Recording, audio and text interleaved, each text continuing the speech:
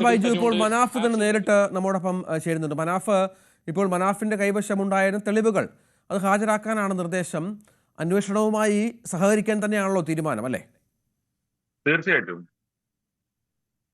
നമ്മളെ സംബന്ധിച്ചിടത്തോളം എന്ത് ഭയക്കേണ്ടതാ ഉള്ളത്? ഒന്നുമില്ലല്ലോ.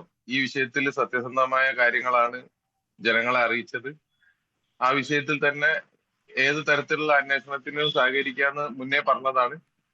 കൃത്യമായിട്ട് ആ കാര്യങ്ങൾ SIT മുന്നിൽ അവതരിപ്പിക്കും. പക്ഷേ ഇതുവരെയുള്ള അന്വേഷണം, മനാഫ് നിരവധി തെളിവുകൾ പുറത്തുവിട്ടിട്ടുണ്ട്, കാര്യങ്ങൾ സംസാരിച്ചിട്ടുണ്ട്. പക്ഷേ ഇതുവരെയുള്ള അന്വേഷണം അതാ അത്ര ഈ പറഞ്ഞ കാര്യങ്ങളിലേക്ക് എത്തുന്ന തരത്തിലല്ലല്ലോ. അങ്ങനെ പറയാൻ പറ്റൂല. കാരണം എന്ന് പറഞ്ഞു കഴിഞ്ഞാൽ ഇതുവരെ ഇവിടെ ഇപ്പൊ കേരളത്തില് ആളുകൾ സംസാരിച്ചുകൊണ്ടിരിക്കുന്നത് അവിടെയുള്ള അസ്ഥികൂടങ്ങളൊന്നും കിട്ടിയിട്ടില്ല എന്നുള്ളതാണ്.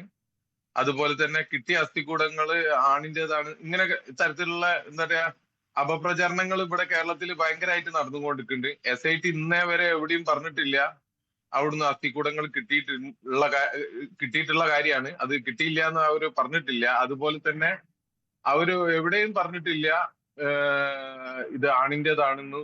അങ്ങനെയുള്ള ഒരു കാര്യങ്ങളും SIT ഇതുവരെ പുറത്തുവിടാത്തത്. ഇവിടെ കുറെ കുപ്രചരണങ്ങൾ നടന്നുകൊണ്ടിരിക്കുകയാണ്.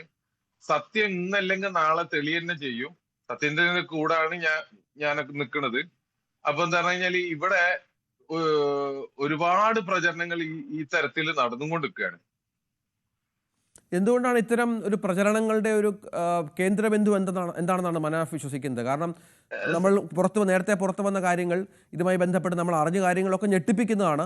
പക്ഷേ ഇത്രയും ദിവസം പല അന്വേഷണങ്ങൾ, ഇതിൻ്റെ ഏറ്റവും ആധുനികമായ അന്വേഷണ രീതികൾ പോലും മുന്നോട്ട് കൊണ്ടുപോയിട്ടും തെളിവുകളിലേക്ക് എത്താത്തത് എന്തുകൊണ്ടാണ്? അല്ലെങ്കിൽ ആരെങ്കിലും ഇതിൽ മറയ്ക്കാൻ ശ്രമിക്കുന്നുണ്ടോ എന്ന ആരോപണം മനാഫിനുണ്ടോ? ഇപ്പൊ നമ്മളെ ഈ സമൂഹത്തിൽ ഒരുപാട് ഇത്തരത്തിലുള്ള കുപ്രചരണം നടക്കുന്നത് കാരണം ഈ കഴിഞ്ഞ 2 ദിവസം മുന്നേ SIT ഒരു കാര്യം പുറത്തു വിട്ടീന്. അതായത് ഞങ്ങൾക്ക് പോലും ഇതുവരെ ഒരു റിസൾട്ടും കിട്ടിയിട്ടില്ല. ഈ ഇപ്പം കൊണ്ടുപോയ അസ്ഥികളുടെ പരിശോധന നടന്നുകൊണ്ടിരിക്കുകയാണ്. അതുപോലെ തന്നെ ഈ മണ്ണ് അവിടുന്ന് കുഴിയെടുത്ത എല്ലാ ഭാഗത്തുള്ള മണ്ണിന്റെ പരിശോധനയും പരിശോധിക്കാൻ വേണ്ടി കൊണ്ടുപോയിട്ടുണ്ട്. പക്ഷെ ഇതൊന്നും പുറലോകത്തേക്ക് വന്നിട്ട് അവർക്ക് തന്നെ കിട്ടിയിട്ടില്ല എന്ന് അവര് നോട്ടീസ് പറയേണ്ടി വന്നു. അപ്പൊ ഇവിടെ നടക്കുന്ന ഈ തരത്തിലുള്ള പ്രചരണങ്ങൾ ഒരു ഭാഗത്ത്. പിന്നെ പല ആളുകളും പറഞ്ഞ അവിടെ ഒന്നുമില്ല, എല്ലാം കെട്ടുകഥ ഇനിയൊന്നും പറയണ്ടെങ്കിൽ SIT ഇപ്പത്തേക്ക് എന്താക്കും? വെറുതെ SIT ഉദ്യോഗസ്ഥന്മാർക്ക് വേറെയും ജോലി ഉണ്ടല്ലോ. അവരൊക്കെ അവരുടെ ജോലിക്കായിട്ട് SIT പിരിച്ചു വിട്ട് പോകൂലേ?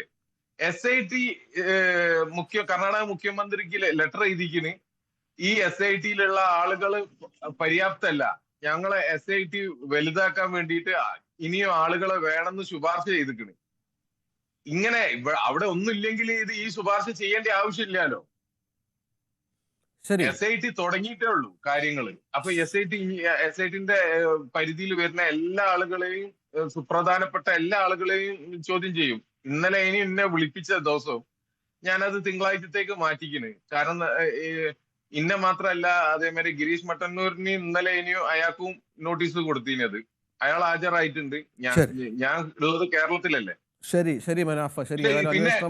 തുടരുന്നുണ്ട് എന്നാണ് മനസ്സിലാക്കുന്നത്. മനാഫാണ് തത്സമയം. അല്ല, പറഞ്ഞോളൂ. പിന്നെ ഒരു കാര്യം കൂടി എന്താണ്, ഇത് നല്ലൊരു അവസരമാണ് SIT ഞങ്ങളെ വിളിച്ചത്. കാരണം എന്താ പറഞ്ഞു കഴിഞ്ഞാൽ നമ്മളിവിടെ ഒരു ധർമ്മസ്ഥല കൂട്ടക്കൊലപാതക ആക്ഷൻ കമ്മിറ്റി കേരളത്തിൽ നിലവിലുണ്ട്. ഈ ആക്ഷൻ കമ്മിറ്റിന്റെ മുന്നിലേക്ക് കുറെ കാര്യങ്ങൾ വന്നിട്ടുണ്ട്. ഇതൊക്കെ SIT നേരിട്ട് പോയി ബോധ്യപ്പെടുത്താനുള്ള ഒരു അവസരമാക്കിയിട്ടേ നമ്മളിത് മാറ്റുള്ളൂ. കാരണം കേരളത്തിൽ ഒരുപാട് ആളുകൾ നഷ്ടപ്പെട്ടത്, നമ്മൾ നിരന്തരം പരാതികൾ മുഖ്യമന്ത്രിക്ക്, DGPക്ക് എല്ലാവർക്കും പരാതികൾ കൊടുത്തതുണ്ട്. ഇവിടുന്ന് അതിനുള്ള യാതൊരു തരത്തിലുള്ള മറുപടിയും കേരളത്തിന്റെ ഭാഗത്തുനിന്ന് കിട്ടിയിട്ടില്ല. ആ പരാതികൾ ഇനി നേരിട്ട് നമുക്ക് SITന്റെ മുന്നിൽ. ശരി മനാഫ്, ശരി. അതാണ് നിലപാട് മനാഫിൻ്റെതായാലും. മനാഫ് ആരോപണങ്ങൾ ഉയർച്ചു നിൽക്കുന്ന പശ്ചാത്തലം കൂടി ഇതിനോട് ചേർത്ത് വെക്കണം.